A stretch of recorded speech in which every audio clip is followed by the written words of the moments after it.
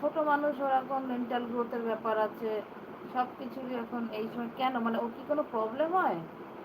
আমিষ খেলে কোনো প্রবলেম হয়? আমার যেমন এক ননদ আছে, ওর আমিষ খেলে মানে মাছ খেলে বিশেষ করে গলার কাছে এরকম টোপলা হয়ে থাকে, মানে যতক্ষণ না বমি হয়ে ওটা বেরোবে। কি যেন বললো, ওটার জন্য ওটা হয়।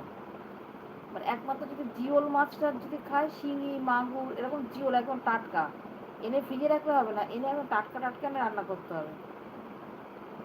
একদম জ্যান্ত পাবদা এই ধরনের মাছ টাছ খেলে কিছু হয় না। ওর কষ্ট হয় বলে, আচ্ছা।